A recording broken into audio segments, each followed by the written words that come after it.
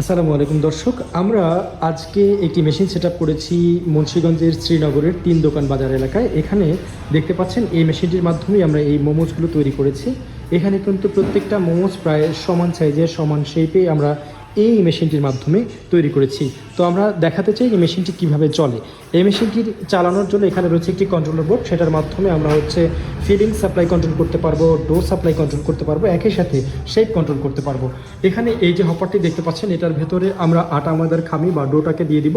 আর এখানে আরেকটি হপার রয়েছে, যেই হপারের ভেতরে আমরা দিব মোমোস তৈরি করার জন্য যে কিমাটা তৈরি করব কিংবা ভেজিটেবল থেকে যে রটা তৈরি করব সেটা এখানে দিব।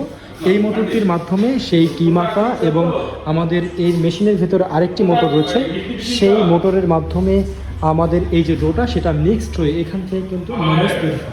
এখান থেকে মোমোস তৈরি হয়ে এখানে যে কনভেয়ারটি দেখতে পাচ্ছেন, এই কনভেয়ারের মাধ্যমে এখানে এসে আউটপুট হবে।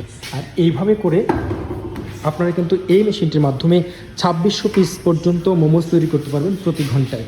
তো মেশিনটি আমাদের কাছে এই মুহূর্তে অ্যাভেলেবেল রয়েছে, আপনারা কিন্তু চাইলে আমাদের কাছ থেকে সংগ্রহ করতে পারেন। মেশিনটির কার্যক্রম আপনাদের কেমন লেগেছে অবশ্যই জানাবেন। আর মেশিনটি যদি সংগ্রহ করতে চান সেক্ষেত্রে স্ক্রিনে দেখানোর যে নাম্বারগুলো রয়েছে সেই নাম্বারে সরাসরি কল করতে পারেন। আল্লাহ হাফিজ।